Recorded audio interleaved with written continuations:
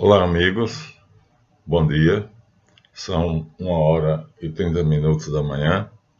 Estamos gravando o terceiro vídeo sobre a série Seja um Mago Completo. Agradecemos de antemão. A nossa série foi muito bem recebida. O primeiro vídeo tem 444 visualizações. O segundo está dentro da média e esse será o terceiro. Então, agradeço a todos, principalmente aos calibus que me sustentam. E vamos começar. Esse é o terceiro vídeo, né? E o que nós fizemos antes dele, os outros dois, né? Seja um mago completo. E começamos com o xamanismo. E dissemos a vocês que nós temos um livro aqui que corroboraria, que daria razão ao Dr. Andreas Lommel, diretor do Museu Etnográfico e Etnológico de Munique, e esse é o maior autor que se conhece, Arnold Hauser, sobre história das pinturas, da arte, história social da arte e da literatura. Então, o Dr. Andreas Lommel disse ali, no livro dele, que o xamã, diferentemente do curandeiro, diferentemente do feiticeiro, diferentemente do pajé, era uma pessoa que não era através de artes, vamos dizer assim, aprendidas. Ele nascia xamã. E ele era obrigado a exercer isso, porque ele lidava com forças espirituais, não preternaturais.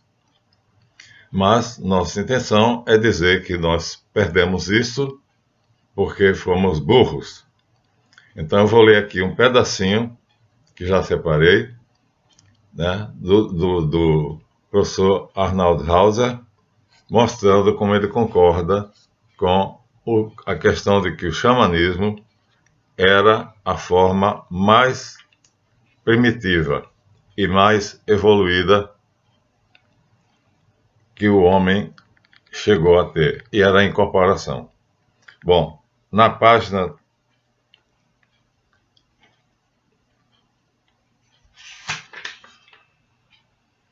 3 do livro, ele diz assim: qual a razão e o propósito que serviriam de esteio para a arte da pré-história?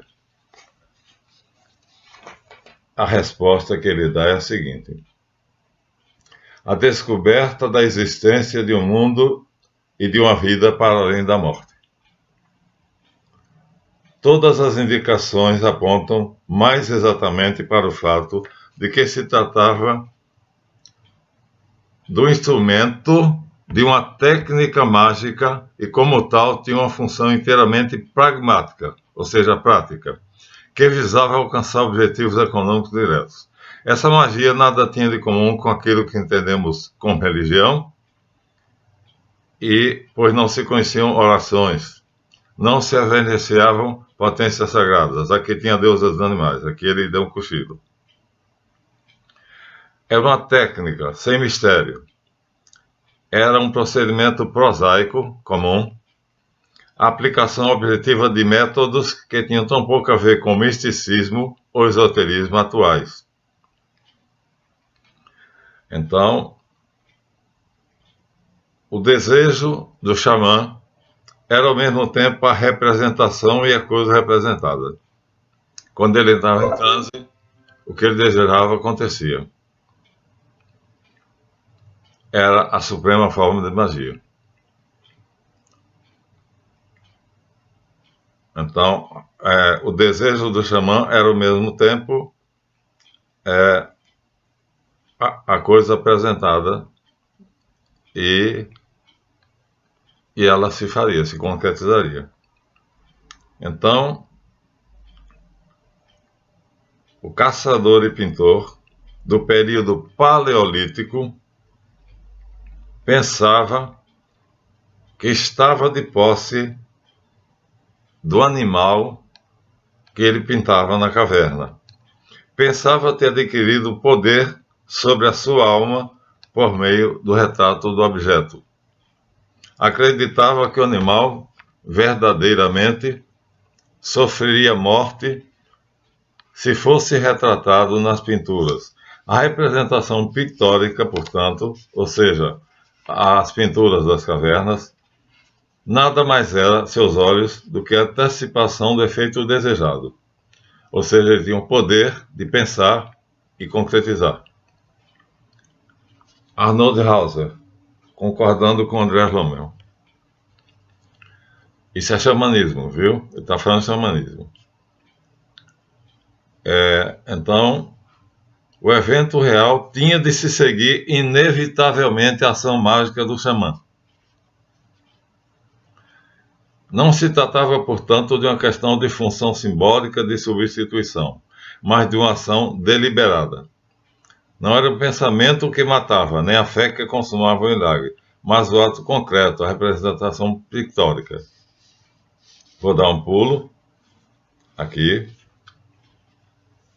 passar para a próxima página, onde ele diz: era, portanto, através da pintura e do transe, que ele pintava em transe, que era um portão, era através da pintura que ele saía da realidade através de um portão em sua incorporação e penetrava em paisagens reais na vida real. Ou seja, incorporava e projetava o duplo etérico e via o mundo real e o dominava. Então, não havia, nesses exemplos, fronteira entre arte e realidade, alma do xamã e alma do animal. Qualquer outra explicação para a arte paleolítica, como forma decorativa ou expressiva, por exemplo, é insustentável. Sua sobreposição à maneira dos palimpsestos, destruindo qualquer efeito decorativo desde o começo, mostra que a ação de fornecer aos olhos um prazer de ordem estética não era a verdade, pois as pinturas eram em lugares completamente ocultos, portanto, não eram feitas para serem vistas. Então, que a arte paleolítica estava ligada a ações mágicas do xamã é provada em última análise pela representação de figuras humanas disfarçadas de animais. Está sendo a capa da nossa série, né? Um xamã dançando com a pele de veado. A maioria delas, obviamente, relacionada com a interpretação de danças mímicas mágicas. Vou repetir. Que a arte paleolítica estava ligada a ações mágicas é provada, em última análise, pela representação de figuras humanas disfarçadas com pele de animais, a maioria delas relacionada com a interpretação de danças mímico-mágicas. Então, é a gira, hoje, dos terreiros de Umbanda. Nessas pinturas encontramos, como por exemplo, em Troafé, combinações de máscaras de animais que seriam completamente ininteligíveis sem a intenção do xamã. Portanto, o animal, que pela arte mágica do xamã seria evocado à vida, deveria surgir do nada, lá fora, pelo poder mental dele. Olha, criar do nada. Era mais do que hoje a gente imagina. A maioria dos magos não tem essa capacidade. Pensar e realizar. Isso era o xamanismo, segundo Arnold Hauser.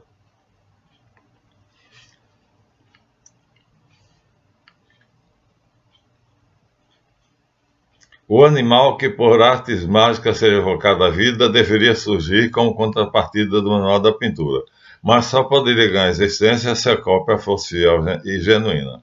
Era precisamente o propósito mágico xamânico dessa arte que a forçava a ser naturalista. A pintura, que não apresentasse semelhança nenhuma com o objeto, era defeituosa e carecia de sentido. Presume-se que a cidade mágica foi a primeira da humanidade. Talvez toda a esfera da magia, com seu axioma de dependência mútua de coisas semelhantes, tenha sido fruto dessa experiência do xamã. As duas ideias básicas, como já foi enfatizado, constituem as precondições da arte que podem ter se desenvolvido na idade da experimentação, antes em descobertas pré-mágicas e posteriormente a ideia de semelhança e imitação e o poder de produzir algo a partir do nada, o poder da criação. Isso o xamã tinha. Então, incorporado em êxtase, ele poderia fazer criar. É o que todo mago hoje quer.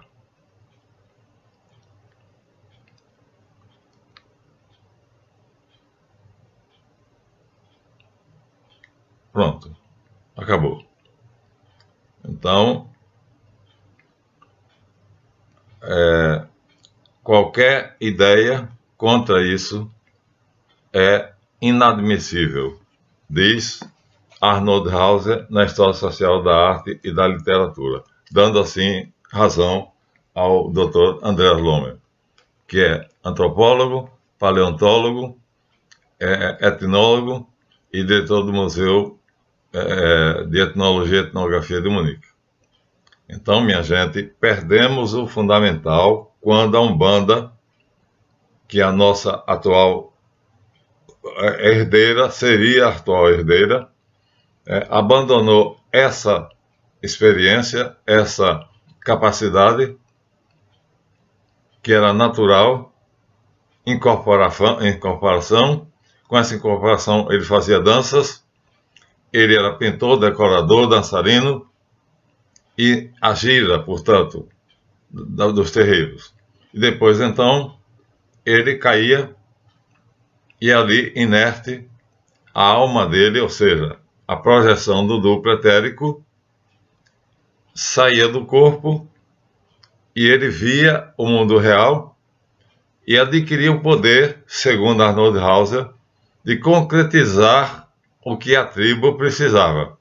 Então, se precisava matar um bisão, ele criava o bisão e aí matava mentalmente o bisão.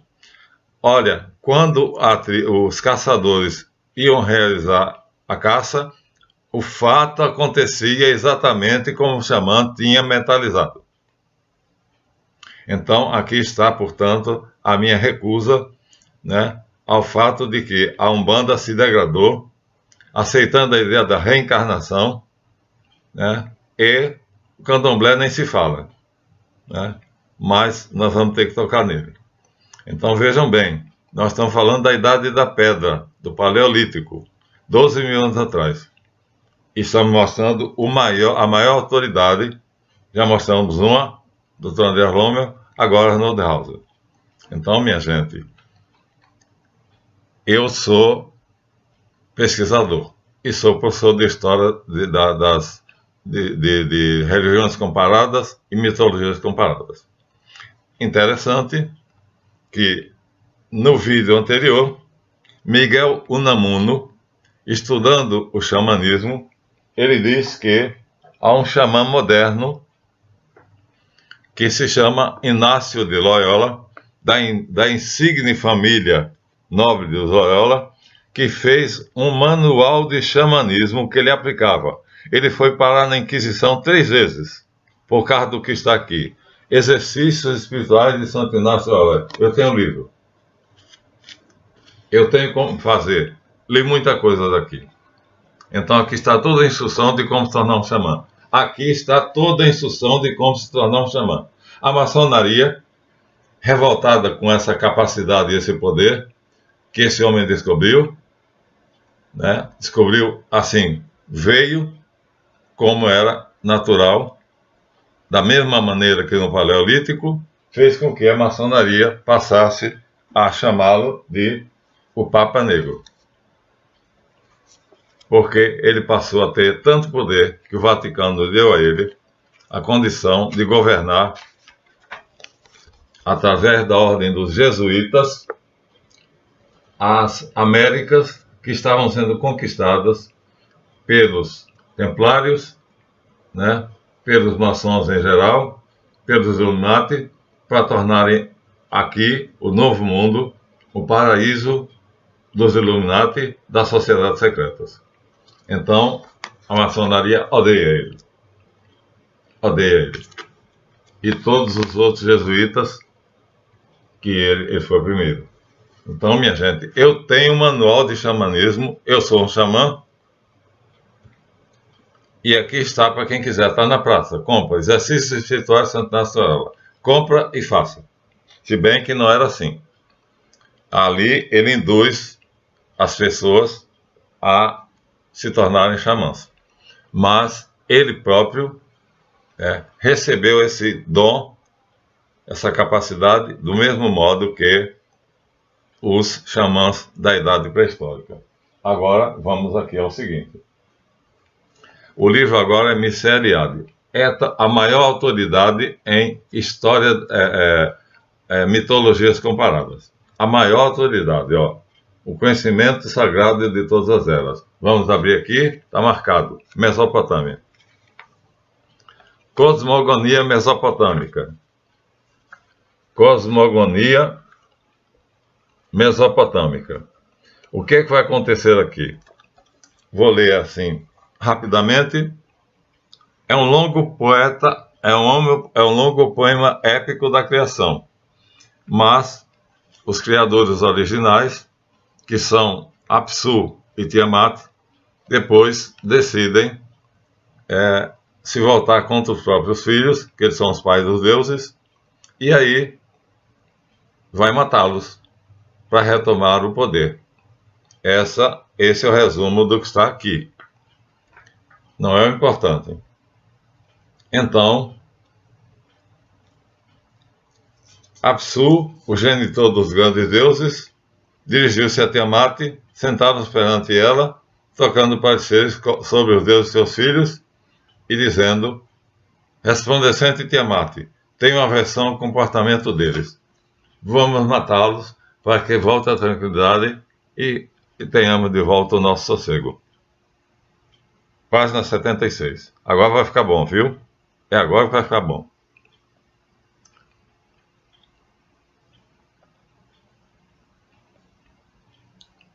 Tiamat soube que os deuses tinham se reunido para combatê-la, mas nenhum tinha a força que ela tinha.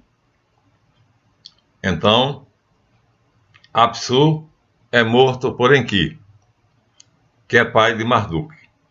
E Marduk é o herói da epopeia. Isso é um poema épico da Suméria. Vai ser respaldado por Samuel Noah Kramer, que será o último livro que eu vou mostrar. Vamos ver o que acontece. Tiamat diz, farei um feitiço enaltecendo-o diante da Assembleia dos Deuses Sumerianos, e assim dar-te-ei plenos poderes. Então, ela era também, vamos dizer assim, era dela que partia o poder do xamã, entre os sumérios. Verdadeiramente será supremo. Tiamat deu as tábuas dos destinos, prendeu ao peito dele e disse, tua ordem imutável, tua palavra perdurará. Mas ela não contava com o seguinte.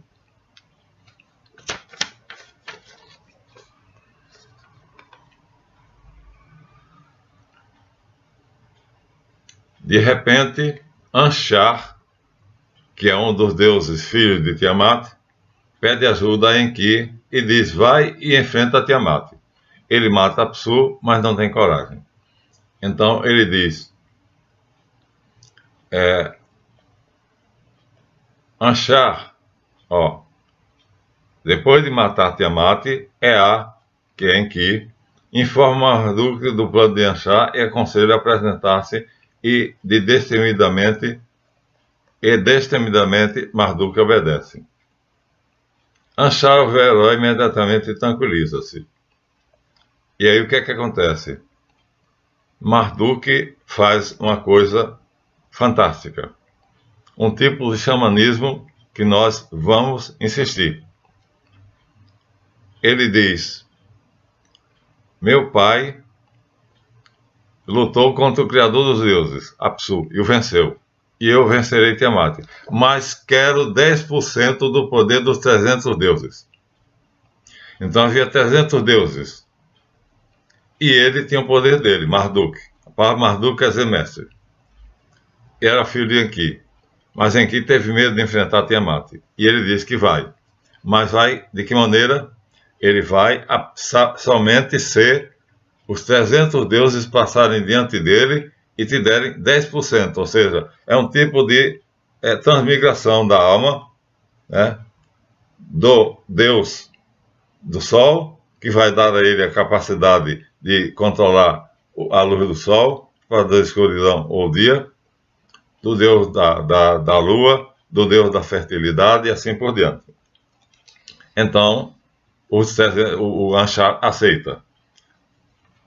Outorgamo-te majestade, pois tu, Marduk, vencerás e serás o mais referenciado de todas as grandezas. Minha gente, é transmigração. Aquilo que eu disse a vocês, uma parte só da sabedoria de cada 300 deuses é transmitida para Marduk.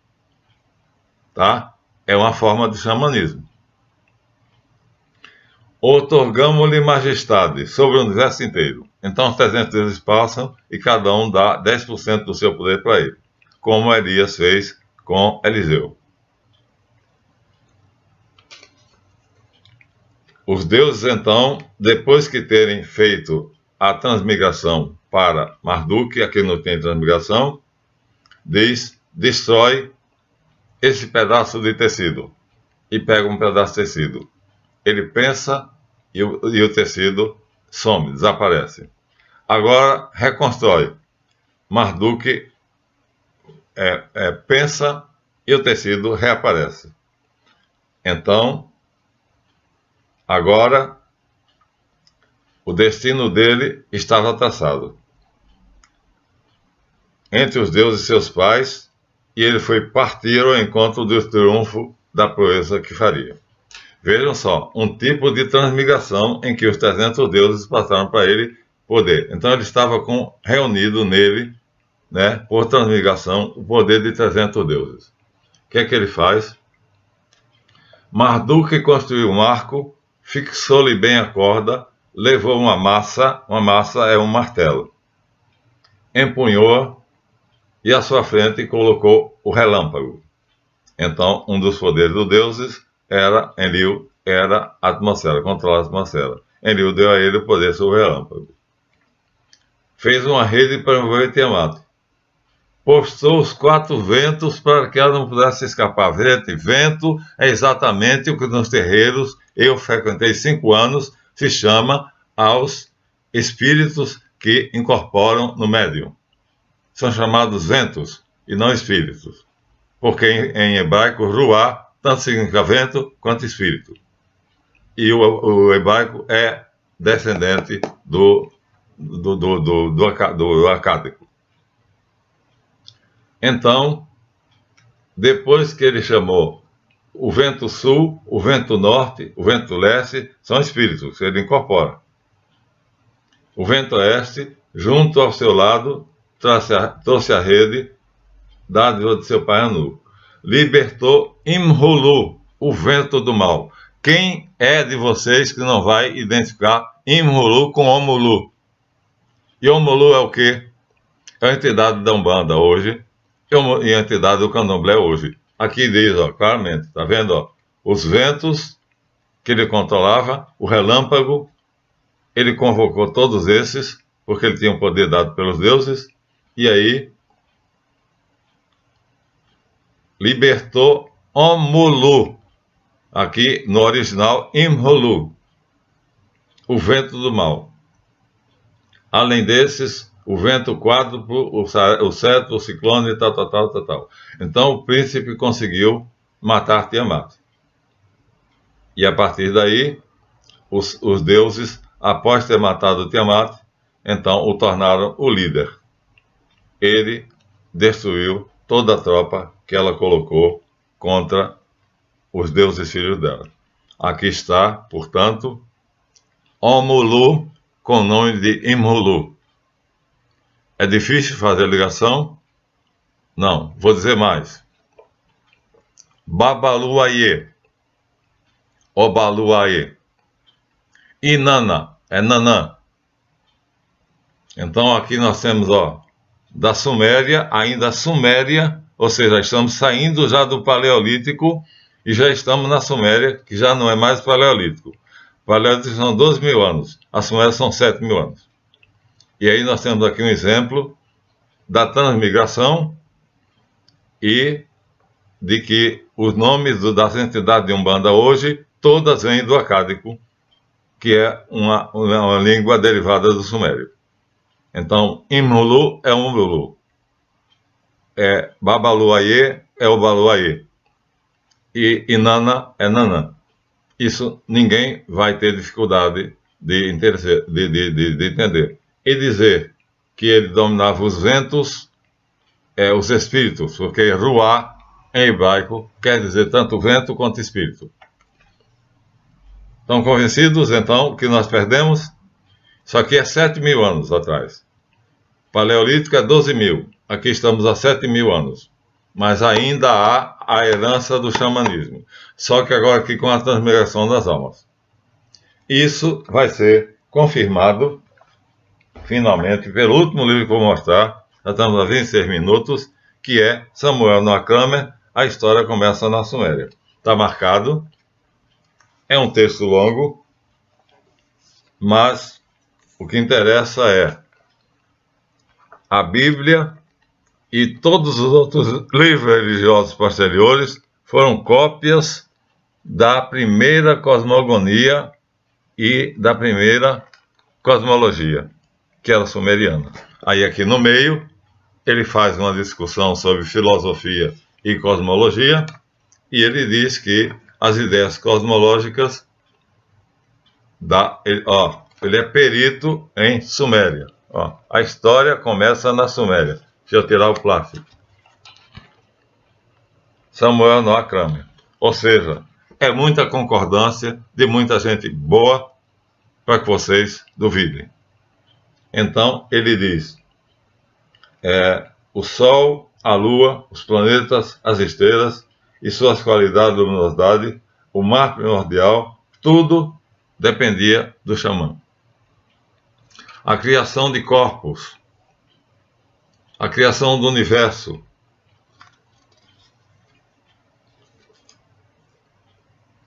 então,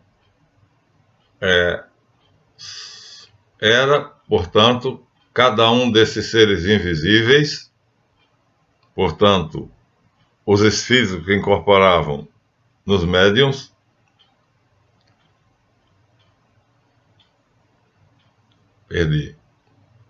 mas sendo o cosmos muito mais extenso do que a soma total dos locais habitados pelos homens, sua organização era muito mais complexa. Esses seres vivos deviam, obviamente, ser mais fortes e mais eficientes que os humanos. Então, era esses seres invisíveis que, embora sobre-humanos e imortais, os sumérios designavam pela palavra Dingir, que quer dizer espírito superior, ou pequeno Deus. Pronto. Como funcionava o panteão sumério? Já não nos interessa. Basta. Apresentei vocês, olha, Samuel Noah Kramer, dizendo a mesma coisa.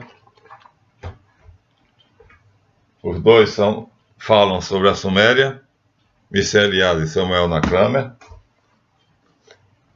E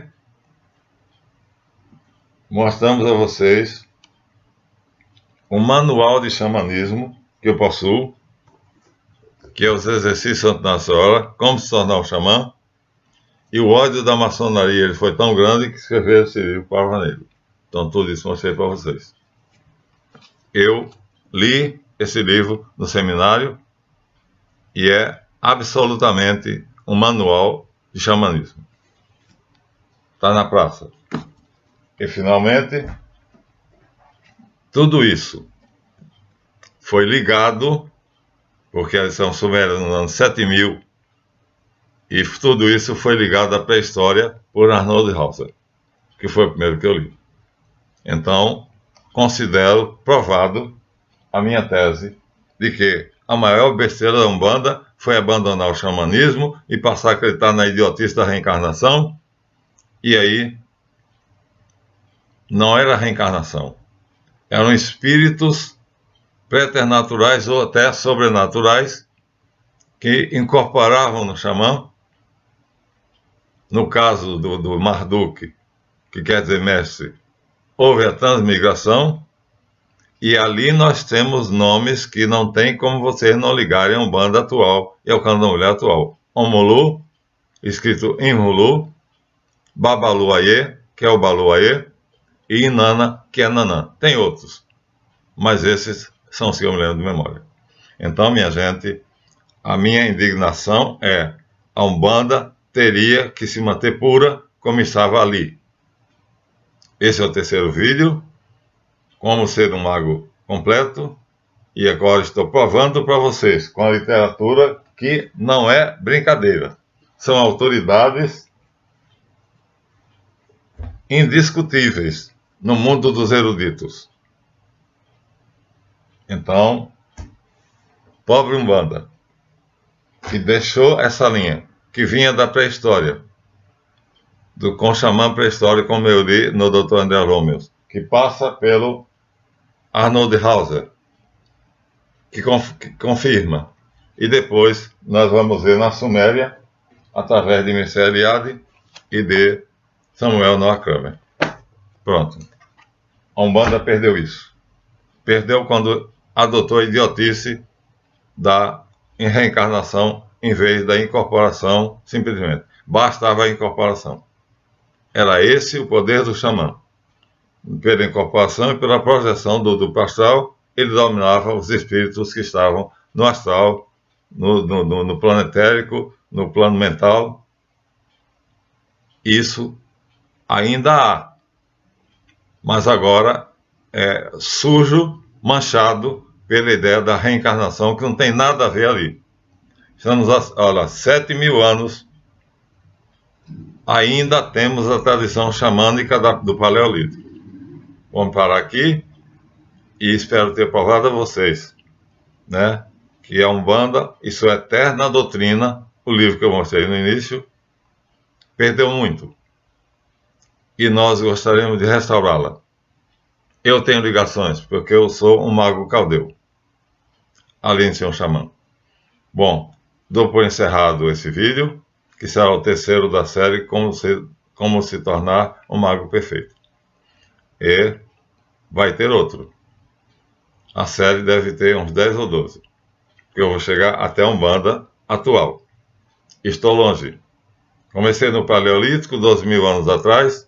Agora falei ali a ligação do Paleolítico com a Suméria, 7.000 anos atrás. E aí, a mesma coisa. E temos uma ligação, quer dizer, pessoas modernas, católicos, Santo Inácio de Loyola Santo Católico, que escreveu um ritual do xamanismo. Pronto? Está dito. Obrigado e até o próximo.